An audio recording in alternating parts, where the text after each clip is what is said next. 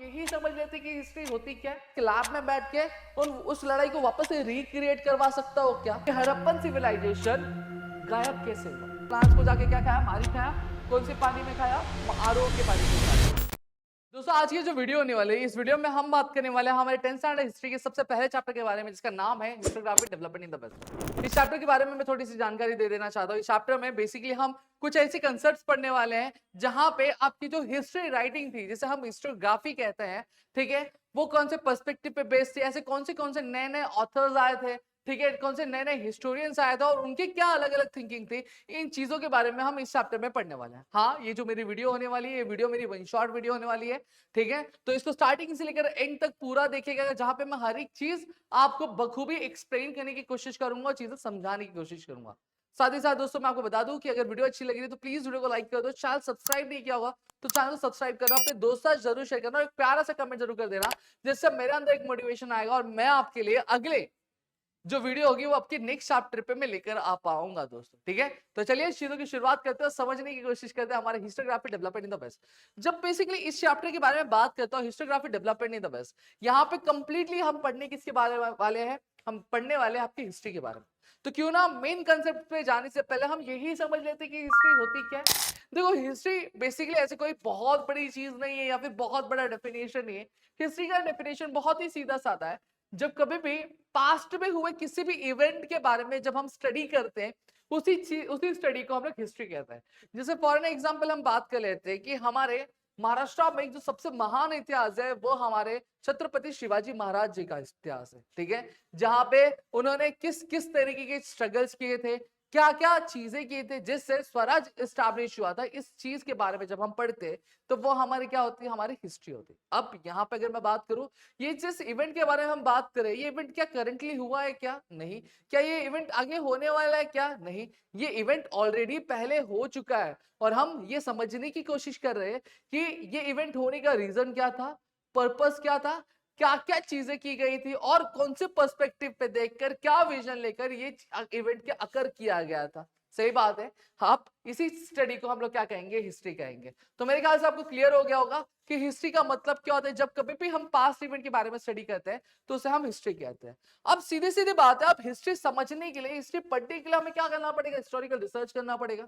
सही बात है। हिस्टोरिकल रिसर्च मतलब क्या होता है? जब कभी भी हम बीते हुए कल के बारे में जब हम चीजें ढूंढते हैं, नए नए उनकी राइटिंग्स ढूंढते हैं, चीजें समझने की कोशिश करते हैं, इसी चीज को हम हिस्टोरिकल रिसर्च कहते हैं। अब लेकिन सवाल ये उठता है, सर ये हिस्टोरिकल रिसर्च करने का मेन पर्पस क्या होता है? मेन रीजन क्या होता है? वजह क्या होती है? देखो, हिस्टोरिकल रिसर्च करने का मेन वजह ये होता है, मेन ऑब्जेक्टिव ये होता है कि ये हमें समझने के लिए कि जो इवेंट्स हम देख रहे हैं वो इवेंट्स कौन से सीक्वेंस में हुए थे।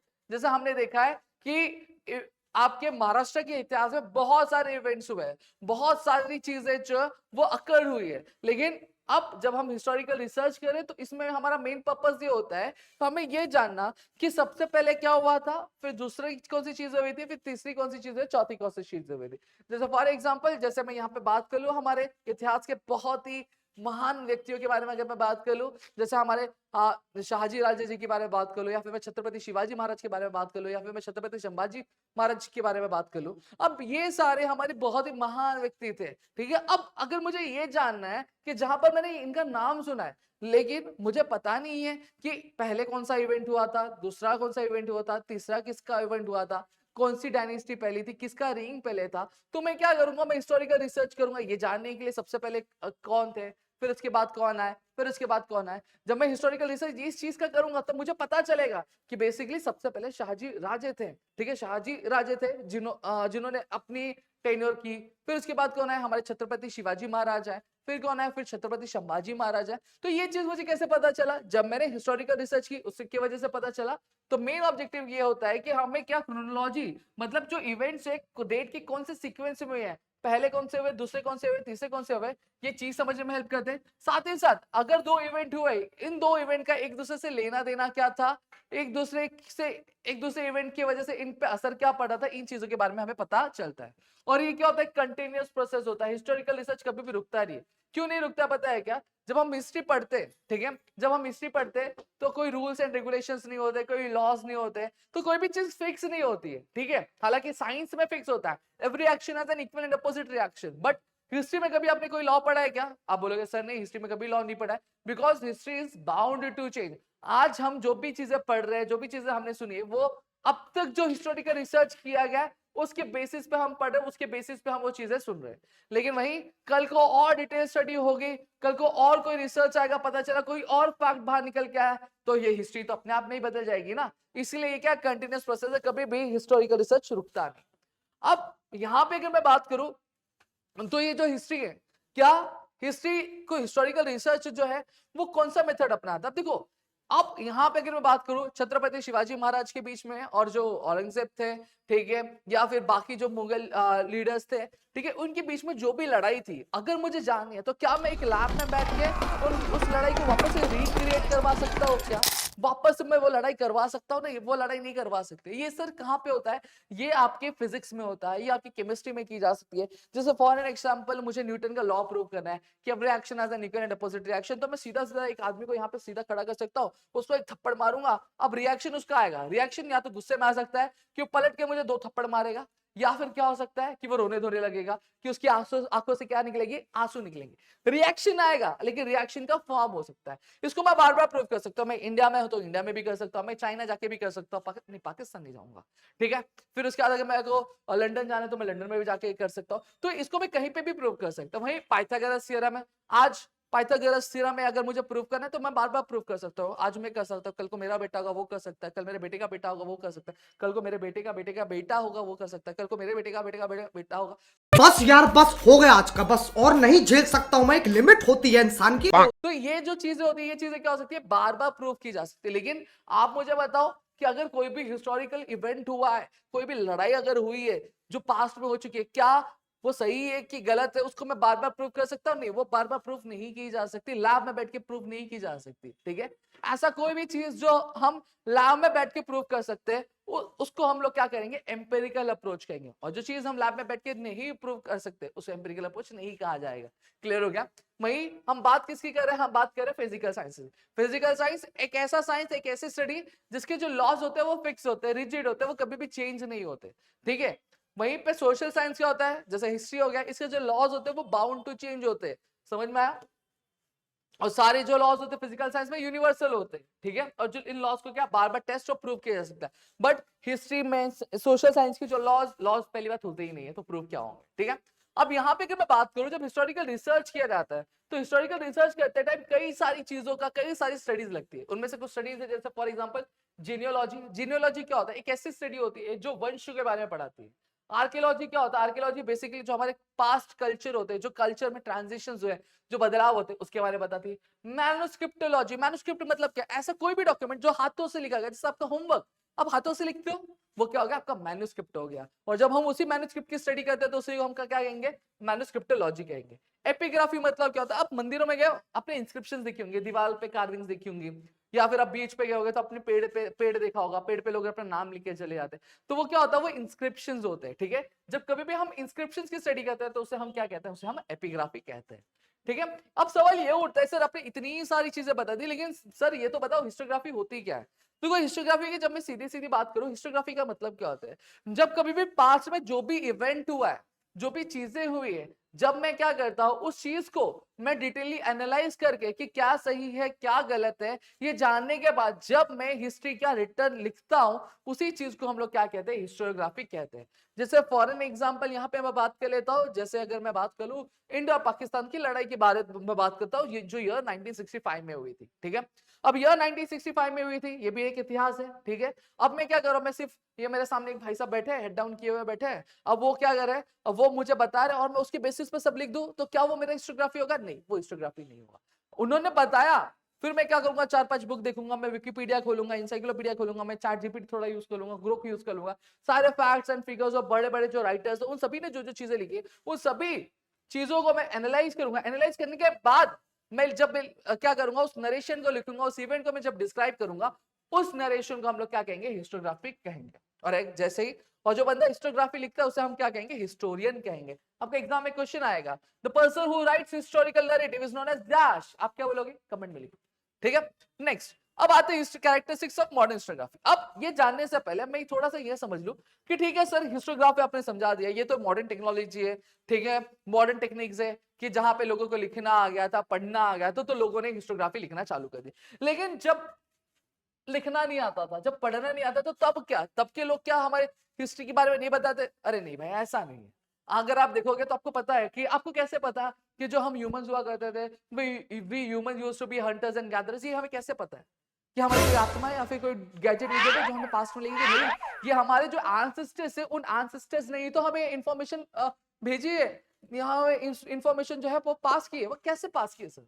देखो आपने देखा होगा, जैसे भीमबेटका केव देख लो, भीमबेटका केव पे जाओगे आपको अलग अलग पेंटिंग्स देखने मिल जाती है, देखने मिलती है कि नहीं मिलती है? वो पेंटिंग्स में वो क्या कहते हैं, वो पेंटिंग्स में हमारे जो एंसेस्टर्स है उन्होंने हमें बताया कि वो क्या क्या स्ट्रगल्स फेस करे, किस तरह के प्रॉब्लम्स फेस करते हैं, किस तरह की चैलेंजेस उनको फेस करने पड़ रहे हैं, उन सारी चीजों के बारे में उन्होंने ड्रॉ करके हमें बताया हुआ है।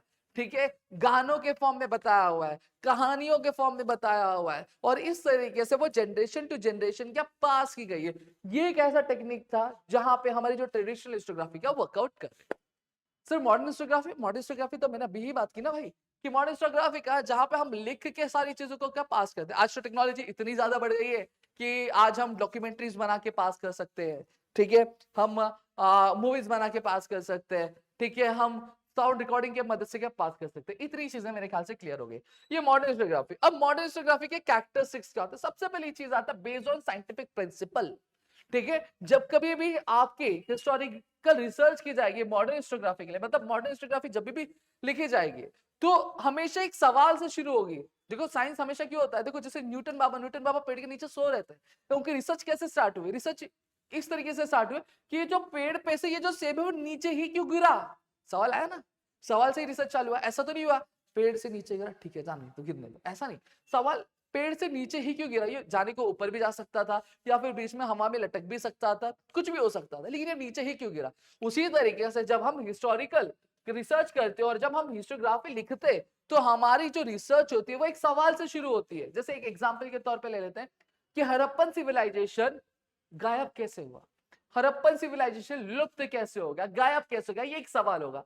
अब इस सवाल के बेसिस पर ही हम क्या करेंगे, सर्च करना चालू करेंगे, चीजों को समझेंगे, चीजों को जानने की कोशिश करेंगे, पहचानने की कोशिश करेंगे। तो मेरे ख्याल से पहला पॉइंट आपको समझ में आ गया।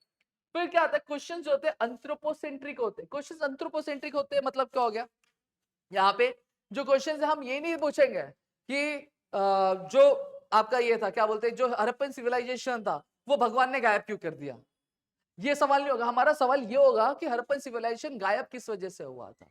ठीक है, क्या लड़ाई झगड़े हुए थे, या फिर नदियां सूख गई थी, ठीक है, या फिर अगर मैं बात करूं कोई भूकंप आ गया था। इस तरीके के हमारे सवाल होंगे जो ह्यूमन डीड से रिलेटेड होंगे, वो कोई भी भगवान से रिलेटेड नहीं होंगे या फिर डाइटी से रिलेटेड नहीं होंगे। समझ में आ गया कि भगवान ने हड़प्पन सिविलाइजेशन को क्यों गायब कर दिया, या फिर भगवान ने यहाँ पे भूकंप क्यों लाया था, ये चीजें नहीं होंगी। समझ में हमारा सवाल ये होगा कि हड़प्पन सिविलाइजेशन गायब क्यों हुआ था, हड़प्पन सिविलाइजेशन गायब होने की वजह क्या थी, ये होगी। समझ में आया? नेक्स्ट क्या है, answer to this questions are supported by reliable evidence. अगर हम आज पढ़ते हैं, ठीक है, जैसे फॉर एग्जांपल अगर हम पढ़ रहे हैं महाराणा प्रताप जी के बारे में पढ़ रहे हैं, महाराणा प्रताप और अकबर जी की लड़ाई के बारे में पढ़ रहे हैं, ठीक है, उनके बारे में हमें जो भी पता है वो कैसे पता है, क्योंकि वो चीजें लिखित में है।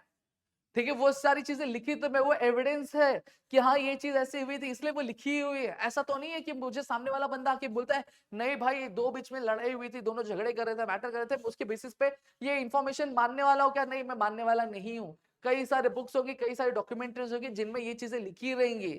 ठीक है, तो हम कोई भी चीज जो हिस्ट्री में हिस्टोग्राफी लिखेंगे, मॉडर्न हिस्टोग्राफी, तो एक एविडेंस के साथ उसकी जब प्रूफ होगी तभी हम उसको लिखेंगे, वरना लिखेंगे नहीं।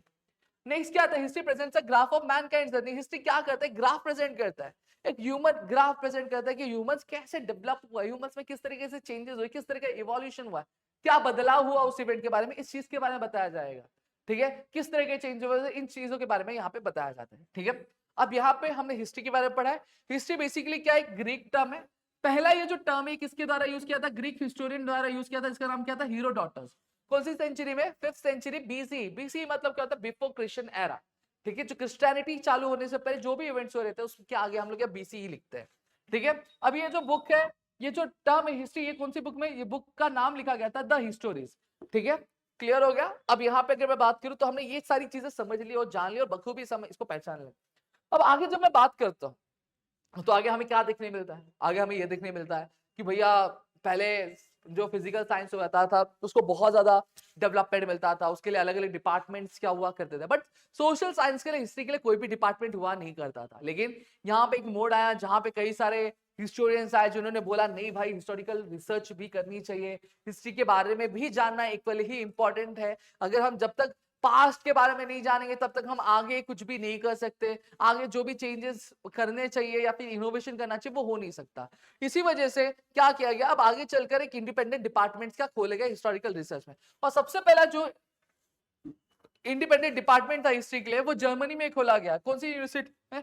गॉटिंजन यूनिवर्सिटी में। कौन से ईयर में? 1737 सीई। सीई मतलब क्या होता है? Christian era. ठीक है, 1737 सीई में गॉटिंजन यूनिवर्सिटी में सबसे पहला इंडिपेंडेंट डिपार्टमेंट खुला। कौन से? कहां पे? जर्मनी में। ठीक है, और ये दुनिया का सबसे पहला था। अब यहाँ पे बहुत सारे स्कॉलर्स हैं जो जिनका एक अलग अलग परसेप्शन था, अलग अलग मानना था, अलग अलग सोचना था। ठीक है, अब उनके बारे में हम लोग यहाँ पे पढ़ने वाले हैं। सबसे पहले कौन आते हैं? हमारे बहुत ही हैंडसम रेन डेस्कार्ट्स आ जाते हैं। ठीक है, रेन डेस्कार्ट्स एक बहुत ही महान हिस्टोरियन थे। ठीक है, ये इनका क्या मानना था? इनका मानना ये था कि ये उनमें से थे foremost among the scholars who insisted on verifying the reliability of historical documents by critically examining them। इनका मानना ये था कि जब कभी भी हम किसी भी हिस्टोरिकल डॉक्यूमेंट को रेफर कर रहे हैं या फिर पढ़ रहे हैं तो उसको पढ़ने से पहले हमें क्रिटिकली एनालाइज कर लेना चाहिए कि वो जो डॉक्यूमेंट है वो डॉक्यूमेंट सही है या गलत है। अगर सही है तो कितना सही है, और अगर गलत है तो कितना गलत है, इस चीज के बारे में हमें जानना है। जैसे फॉर एग्जाम्पल यहाँ पे मैं ले रहा हूं कि अगर औरंगजेब, ठीक है, या फिर अगर मैं बात करूं आपके अकबर और महाराणा प्रताप के बीच में अगर लड़ाई हुई थी तो लड़ाई हुई थी और किस लिए हुई थी, अगर उसकी वजह दी गई है तो हमें सबसे पहले चीज वेरीफाई करना पड़ेगा वो जो वजह लिखी गई है, वो जो डॉक्यूमेंट है वो प्रॉपर है कि नहीं प्रॉपर है। कौन एग्जामिन करता है? रेन डेस्कार्ट एग्जामिन करते हैं। रेन डेस्कार्ट ऐसे ही पढ़ने नहीं लगते। हम क्या करते हैं भाई, एक हिस्ट्री की बुक मिली हम वेरीफाई करते नहीं, हम ऐसा पलटो पलटो पलटो पलटो पलटो नहीं। लेकिन ये क्या है, ये वैसे नहीं, ये क्या करते हैं, ये पहले वेरीफाई करते फिर पढ़ते हैं। ठीक है, अब इनके जो बुक थी, बुक का नाम क्या था? Discourse on the method. इस डिस्कोर्स ऑन द मेथड, इस बुक में लिखा क्या लिखा इन्होंने? Never to accept anything for true. किसी भी चीज पे भरोसा नहीं करना, किसी भी चीज को सच नहीं माना। कब तक सच नहीं मानना है? जब तक आपके जो डाउट्स है, सारे जो डाउट्स है वो डाउट्स क्लियर नहीं हो जाते। अगर मन में 1% भी डाउट है, 1% भी डाउट है, तो आप क्या करोगे? आप उस चीज पे भरोसा नहीं करोगे। हाँ, लेकिन अगर एक बार डाउट क्लियर हो गया, सारी चीजें क्लियर हो गई, फिर उसके बाद आप क्या कर सकते हो? आप उसको एक्सेप्ट कर सकते हो। क्लियर है? फिर नेक्स्ट आता है वोल्टेयर। वोल्टेयर का ओरिजिनल नाम क्या था? फ्रांकोइस मारी आरोइट। इसको मैं कैसे बोलता हूँ? फ्रांस को गया, फ्रांस को जाके क्या खाया? मारी खाया। कौन से पानी में खाया? आरो के पानी के खाया, तो इसको हम लोग फ्रांकोइस मारी आरो। अब ये क्या बोलते हैं? ये बोलते हैं, तो देखो अगर किसी भी हिस्ट्री के बारे में लिख रहे हो तो उसकी सिर्फ लड़ाई झगड़े डिप्लोमेसी जो हुई उसके बारे में मत लिखो। सारे जो ह्यूमन कंसेप्ट है, एस्पेक्ट्स है, उन सभी के बारे में लिखो। जहां पे उनके सोशल ट्रेडिशंस क्या थे उसके बारे में लिखो, ट्रेड के बारे में लिखो, इकोनॉमी के बारे में लिखो, एग्रीकल्चर के बारे में लिखो। ये भी लिखना जरूरी है, क्योंकि अगर हमें ये देखना है कि अगर वो राजा किस तरीके से था तो उसकी प्रजा के बारे में हमें जानना पड़ेगा कि ठीक है, प्रजा में अगर प्रजा के ट्रेडिशंस कुछ क्या थे वो जानना पड़ेगा, प्रजा की सोच किस तरीके से वो जानना, प्रजा की सोच की वजह क्या थी, उनकी इकोनॉमिक कंडीशन क्या थी, ये चीज भी जाननी पड़ेगी। तभी हम क्या कर पाएंगे? तभी हम हिस्ट्री को सही तरीके से समझ पाएंगे। अगर हमने ये सारी चीजें नहीं जानी, सिर्फ लड़ाई झगड़े के बारे में लिख रहे हैं, तो हम कभी नहीं जान पाएंगे कि लड़ाई क्यों हुई थी, क्या ओरिजिन था, अगर लड़ाई होने के बाद अगर वही चीज बदली तो क्यों बदली, उसके पहले क्या चीजें थी, ये कभी नहीं जान पाएंगे। तो इसलिए हमें सारे जो ह्यूमन एस्पेक्ट्स उन सारे ह्यूमन एस्पेक्ट्स को हमें क्या इंक्लूड करना जरूरी है हिस्ट्री राइटिंग करते टाइम। और इस वजह से क्या हुआ, एक नया ही बोलते ना, एक नया ही तरीका निकल के आया क्या हिस्टोग्राफी लिखने का। और इस वजह से क्या कहा जाता है? वोल्टेयर को founder of the modern historiography कहा जाता है। क्लियर हो गया? फिर नेक्स्ट आते हैं हमारे कौन से, हमारे third, George William Frederick Hegel. George William Frederick Hegel क्या थे? एक जर्मन फिलोसोफर थे। उन्होंने ये कहा कि उनका मानना ये था कि जितने भी हिस्टोरिकल रियलिटी है, मतलब जितने भी हिस्टोरिकल इवेंट है, उन सभी को लॉजिकल मैनर में हमें क्या करना चाहिए?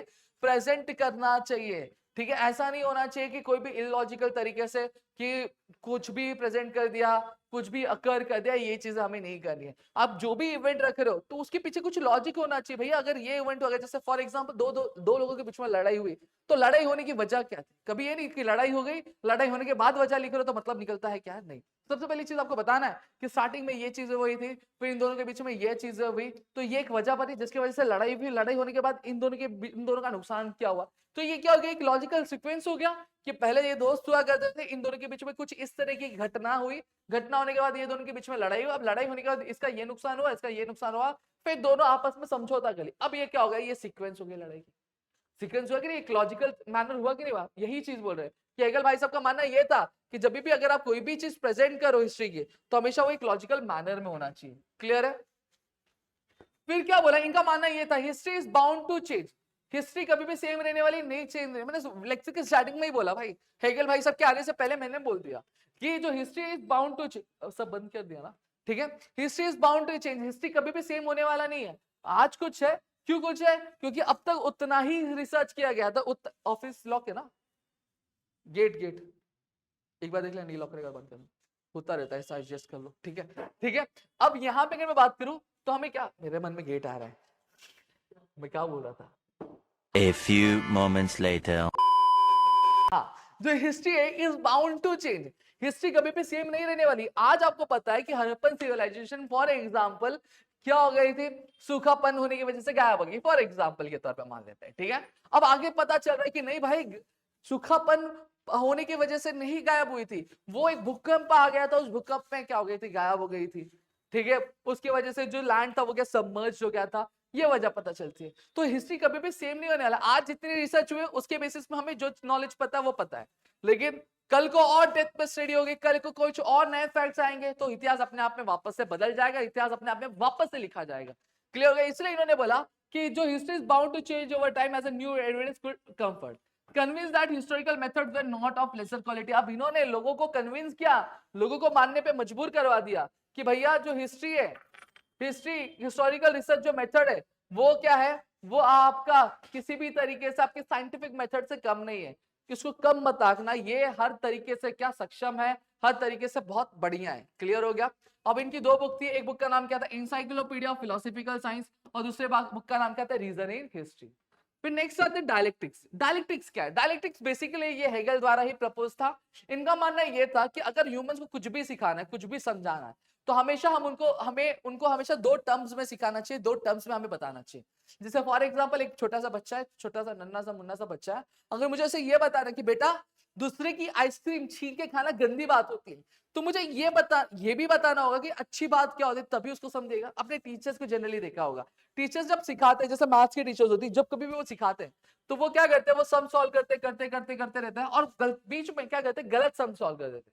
अब पूछते हैं बेटा बताओ ये सम सही है क्या, तो आप बोलते हो हाँ सर सही है, तो बोलते नहीं यार गलत है, ठीक है। अगर आपको इस तरीके से लिखोगे तो ये चीज गलत हो जाएगी, इसको लिखना कैसे, इस तरीके, तो आपको समझ में आता है कि हाँ भाई हम मुझे इस तरीके से लिखना चाहिए, मुझे इस तरीके से लिखना चाहिए, तभी मुझे मार्क्स अच्छे से मिल पाएंगे। और यही मानना हमारे हेगल भाई साहब का था, मैथ्स का। इनका मानना यह था कि ह्यूमंस को अगर कुछ भी चीज सिखानी है, कुछ भी चीज अगर हमें समझानी है, तो समझाने के लिए हमें क्या करना पड़ेगा, क्या करना पड़ेगा, हाँ उनको दोनों चीजें बतानी पड़ेगी कि सही भी क्या है, गलत भी क्या है। अगर एक बच्चे को बताना है कि बेटा झूठ बोलना गलत बात होती है, तो सही बात क्या होती है, अच्छी बात क्या होती है, ये भी बताना पड़ेगा, ठीक है। अब ऐसा कोई भी मेथड, ऐसा मेथड ऑफ एनालिसिस जो अपोजिट पे बेस्ड होता है, कि जहां पे हमें एक चीज समझाने के लिए दूसरी चीजें भी समझानी पड़ती है, उसका अपोजिट भी समझाना पड़ता है, उस मेथड को हम लोग क्या बोलते हैं, डायलेक्टिक्स बोलते हैं। क्या बोलते हैं? डायलेक्टिक्स बोलते हैं। और जो थियोरी स्टार्टिंग में प्रपोज की जाती है, जिससे मैंने बोला कि बेटा दूसरों की आइसक्रीम छीन के खाना गंदी बात होती, तो ये सबसे पहली थियोरी थी जो मैंने प्रपोज की, ठीक है, एक बात को समझाने के लिए। तो ये क्या कहलाएगी, थीसिस कहलाएगी, ठीक है। क्या the theory propose at the beginning is known as thesis. सबसे पहली थियोरी यही आई कि बेटा दूसरों की आइसक्रीम छीन के खाना गंदी बात होती है, ये क्या होगा, मेरा थीसिस हो गया, ठीक है। फिर क्या होगा, मैं बताऊंगा, ये भी बताऊंगा कि भाई बेटा अपनी आइसक्रीम खाना क्या होता है, अच्छी बात होती है। अब क्या हो गया, जो पहले मैंने थियोरी बोली कि दूसरों की आइसक्रीम खा के छीन के खाना गंदी बात होती है, अब जो मैंने दूसरी थियोरी बोली वो क्या थी, वो टोटली अपोजिट थी, कि खुद की आइसक्रीम खाना अच्छी बात है। जहां पे पहले मैंने गंदी बात के बारे में बताया, अब मैंने अच्छी की बात बारे में बताया, तो दूसरी थियोरी प्रपोज की, तो वही the theory contrary to thesis. Contrary मतलब अपोजिट टू द थीसिस, ठीक है, मतलब ये पहली वाली थियोरी के टोटली अपोजिट है, उसको हम लोग क्या बोलते हैं, एंटीथेसिस बोलते हैं। क्या बोलते हैं? एंटीथेसिस। फिर दोनों का जिस्ट क्या अराइव होता है, जिस अराइव करके फिर एक नई थियरी जो बनती है, उसी चीज को हम लोग क्या बोलते हैं, सिंथेसिस बोलते हैं। होप आपको क्लियर हो गया। ये one of the most important question है जो एग्जाम में पूछा जाता है, बोर्ड एग्जाम में भी पूछा गया है, ठीक है। तो इसको पढ़ना और समझना बहुत ज्यादा जरूरी बन जाता है। इतना क्लियर हो गया, ठीक है। अब आगे बढ़ते हैं। अब जब मैं आगे की यहाँ पे बात कर रहा हूं तो आगे हमें क्या देखने की जरूरत पड़ जाती है, ठीक है। चलो आगे बात करेंगे। अब जब हम आगे देखते हैं तो आगे हमें क्या देखने मिलता है, लियोपोल्ड वार्नर के। लियोपोल्ड वार्नर के हमेशा क्रिटिकल मेथड जो था आपके हिस्टोरिकल रिसर्च का, इसके बारे में बात करते थे। मैं इनकी जानकारी के बारे में बता दूं, इनकी मतलब आपकी जानकारी बता दूं। लियोपोल्ड वार्नर के बेसिकली आपके बर्लिन यूनिवर्सिटी से बिलोंग करते थे, ठीक है, 19th सेंचुरी में। और इन्होंने हमेशा बात किया कि जितने भी हिस्टोरिकल रिसर्च होने चाहिए वो क्रिटिकल मेथड यूज होनी चाहिए। मतलब हर एक चीज को हम लोग क्या डीपली थॉरली क्या करना चाहिए, हमें एनालाइज करना चाहिए, फिर जाके हमें क्या किसी भी चीज पर भरोसा करना चाहिए। Put emphasis on the utmost importance gathered through original documents. और इन्होंने बोला जब कभी भी आप हिस्ट्री के किसी भी इवेंट के बारे में पढ़ रहे हो या फिर किसी भी इवेंट के बारे में जान रहे हो, तो उस इवेंट को जान रहे हो तो आपको किसी भी रैंडम बुक से या फिर रैंडम नोट से नहीं जानना है, आपको जो ओरिजिनल डॉक्यूमेंट है उससे ही जानना चाहिए, तभी आपको सही जानकारी मिल पाएगी, वरना मिल पाएगी नहीं। साथ ही साथ इन्होंने ये भी बोला जितने भी डॉक्यूमेंट्स आपके एक हिस्टोरिकल डॉक्यूमेंट से जुड़े हुए हैं, एसोसिएटेड है, उन सभी को हमें बहुत ही ध्यान से बारीकी से हमें क्या करना चाहिए, उसको एग्जामिन करना चाहिए। फिर क्या बोला, criticises the imaginative narration of the history. और साथ ही साथ इन्होंने क्रिटिसाइज किया जो कि इमेजिनेटिव होता है ना, कि अपने मन से कुछ भी बता दिया, कुछ भी बोल दिया, कुछ भी लिख दिया, उसके ये सख्त खिलाफ थे और उसके अगेंस्ट में हमेशा हुआ करते थे। और इनकी दो बुक है, एक का नाम क्या था, theory and the practice of history, और एक का क्या था, सीक्रेट ऑफ वर्ल्ड हिस्ट्री। अब आते हैं हमारे कार्ल मार्क्स भाई साहब। भाई कार्ल मार्क्स बहुत भारी इंसान है और क्वेश्चन भी बहुत भारी है, एग्जाम में पूछा जाता है, ठीक है। क्या बोला कार्ल मार्क्स? कार्ल मार्क्स सीधा सीधा ये बोलते हैं, कार्ल मार्क्स ये बोलते हैं कि जो हिस्ट्री है वो कभी भी एब्स्ट्रैक्ट आइडियाज नहीं है, ये it was about the living of people. मतलब कहा क्या गया, देखो हिस्ट्री जो है, कार्ल मार्क्स का कहना ये था कि कार्ल मार्क्स भाई साहब ये कहते थे कि जो हिस्ट्री कोई भी मनगढ़ंत कहानी नहीं है, कोई भी इमेजिनेटिव नरेशन नहीं होती, ये एक इंसान किस तरीके से रहा करता था, किस तरीके से रहता था, क्या प्रॉब्लम्स फेस करता था, किस तरह की अपॉर्चुनिटी उसको मिलती थी, मतलब ह्यूमन लाइफ के हर एक एस्पेक्ट के बारे में कि एक इंसान कैसे रहा करता था, कैसे अपनी जरूरतें पूरी करता था, कैसे अपनी चीजों को कंप्लीट किया करता था, उस चीज के बारे में आपकी ये हिस्ट्री क्या होती है। Human relationships are shaped by the fundamental needs of the people and the ownership as well as the privileged means of production to meet those needs.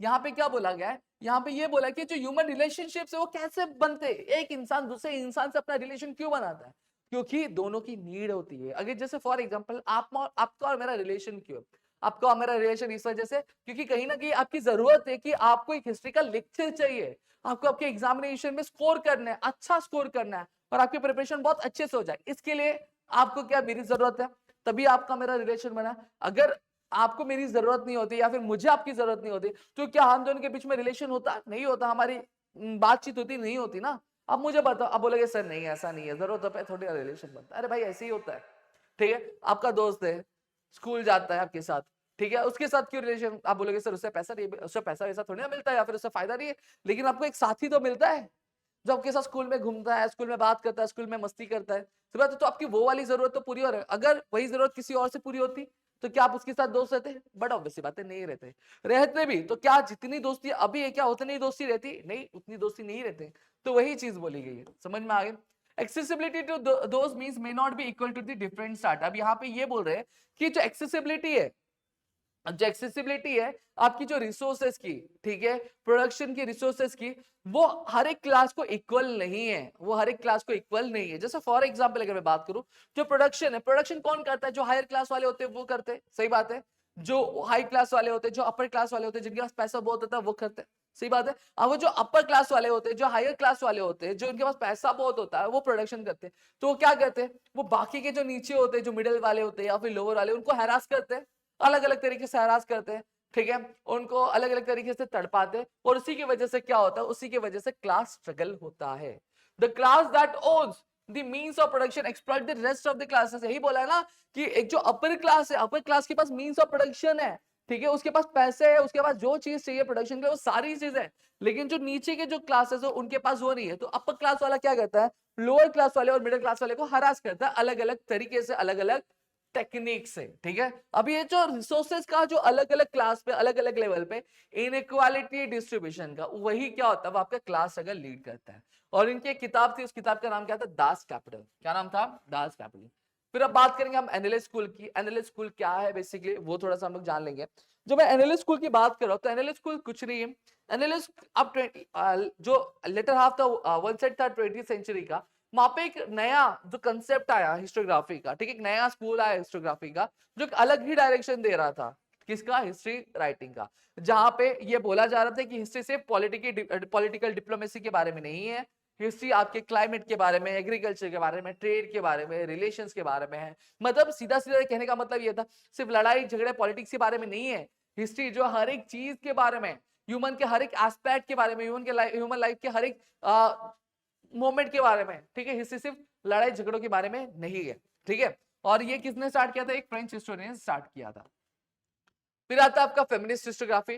Feminist historiography basically क्या थी, फेमिनिस्ट हिस्टोग्राफी बेसिकली मतलब क्या था, इसका मतलब ये था कि फेमिनिस्ट हिस्टोग्राफी क्या कर रही थी, बेसिकली जो हिस्ट्री जो मेल डोमिनेटेड थी, जो मेल के पर्सपेक्टिव से देखी जा रही थी, उसको रीस्ट्रक्चर कर रही थी, जहां पे वो फीमेल के पर्सपेक्टिव से भी क्या हिस्ट्री को देखने की कोशिश कर रही थी। और साथ ही साथ वो फिर एक बार मेल डोमिनेटेड पर्सपेक्टिव को क्या अपने अंदाज से, क्या मेल डोमिनेटेड नजरिए से भी देखने की कोशिश करते। और इसके जो फंडामेंटल्स थे फेमिनिज्म के, वो इस्टेब्लिश करने में किसने हेल्प किए थे, साइमन डी बेवर ने क्या हेल्प किए थे, ठीक है। अब ये जो फेमिनिस्ट हिस्टोग्राफी थी, ये फेमिनिस्ट हिस्टोग्राफी का जो हिस्टोरिकल रिसर्च वुमेन्स के हर एक जो एस्पेक्ट्स है लाइफ के, उन सभी को क्या कर रहा था, एनालाइज कर रहा था, काउंटर कर रहा था। अब ईयर 1990 के बाद जो वुमेन्स थी, women were portrayed as an independent social class in historical writing, ठीक है। फिर आप यहाँ पे बात करेंगे हम किसकी, हम बात करेंगे आपके माइकल फौकॉल्ट की। अब यहाँ पे आगे हम जब बात करने वाले हैं, हम माइकल फौकॉल्ट के बारे में बात करें। अब जब मैं माइकल फौकॉल्ट के बारे में बात करता हूँ, तो माइकल फौकॉल्ट आपके 20th सेंचुरी के हिस्टोरियन थे, ठीक है। अब ये जब आए, इन्होंने आपकी हिस्टोग्राफी को लेकर एक नया कंसेप्ट लेकर आया, उनकी बुक आर्कियोलॉजी ऑफ नॉलेज को लेकर। और साथ ही साथ उनकी बुक का भी नाम आर्कियोलॉजी ऑफ नॉलेज था, और उनके मेथड का भी नाम क्या था, आर्कियोलॉजी ऑफ नॉलेज। जहां पे उन्होंने ये आर्ग्यू किया कि भैया जो हम हिस्टोरिकल रिसर्च को, सॉरी जो हिस्टोरिकल इवेंट्स को हम जो क्या कर रहे हैं, हम जो क्रोनोलॉजिकल ऑर्डर में लगाने की कोशिश कर रहे हैं, डेट के सीक्वेंस में लगाने की कोशिश कर रहे हैं, ये क्या है, ये गलत है, ठीक है। ये चीज हमें करनी नहीं चाहिए। और साथ ही साथ इन्होंने ये फैक्ट पे भी क्या डाली, रोशनी डाली कि जो आर्कियोलॉजी कभी भी आपको हिस्ट्री के अल्टीमेट ट्रूथ के बारे में नहीं बताता। ये हमेशा एक इवेंट से लेकर दूसरे इवेंट में क्या ट्रांजिशंस हुए, क्या बदलाव हुए, क्या चेंजेस हुए, इस चीजों के बारे में हमें एक्सप्लेन करता हुआ क्या दिखाई देता है। समझ में आ गया। साथ ही साथ फौकॉल्ट को यह भी बहुत ज्यादा जरूरी लगा कि जो ट्रांजिशन है, फौकॉल्ट को यह भी जानना बहुत ज्यादा जरूरी लगा कि एक पर्टिकुलर इवेंट की सच्चाई क्या, ये जानने से ज्यादा जरूरी है आपके एक इवेंट से लेकर दूसरे इवेंट में क्या ट्रांजिशन हुए, कैसे बदलाव हुए, इन चीजों के बारे में जानना बहुत ज्यादा जरूरी है। और अपने इस मेथड को ये क्या बुलाते थे, आर्कियोलॉजी ऑफ नॉलेज क्या बुलाते थे। फौकॉल्ट ने साथ ही साथ कई सारे जो एरियाज थे, जो बाकी सारे हिस्टोरियंस क्या कर रहे थे, इंक्लूड नहीं कर रहे थे, कवर नहीं कर रहे थे, उन चीजों पे भी क्या रोशनी डाली। जैसे फॉर एग्जांपल जो साइकोलॉजिकल डिसऑर्डर्स होते हैं, उसके बारे में भी इंफॉर्मेशन इंक्लूड करनी जानी चाहिए। फिर जो मेडिसिन के पीछे जो साइंस होता है, उसको भी इंक्लूड करना चाहिए। फिर साथ ही साथ जो प्रिजन एडमिनिस्ट्रेशन, मतलब एक जेल में, ठीक है, एक जेल में एक जो मुजरिम होता है, उस मुजरिम को किस तरीके से सजा दी जाती है, उसको किस तरीके से ट्रीट किया जाता है, उस चीज के बारे में भी क्या पता होना चाहिए। और इस तरीके से क्या हिस्टोरिकल एनालिसिस क्या की जानी चाहिए, किसका मानना था, ये हमारे माइकल फौकॉल्ट का मानना था दोस्तों, ठीक है। तो यहाँ पे मैंने आपको पूरा का पूरा जो चैप्टर मैंने कवर कर दिया, यहाँ पे पूरा चैप्टर मैंने वन शॉट में कवर कर दिया। होप्स आपको चीजें समझी होंगी। अगर आप चाहते हो कि ऐसे मैं बाकी भी वीडियोस लेकर आऊं, please do let me know in the comment section. I'll make sure that to make you the whole video of the next chapter as well. If you want me to make the video of political science and geography too, do let me know in the comment section. I'll make sure to avail you the video. ठीक है, तो मिलते हैं हमारे अगली video में। तब तक के लिए घर पे रहो, सुरक्षित अपने ध्यान रखना दोस्तों। जय हिंद दोस्तों।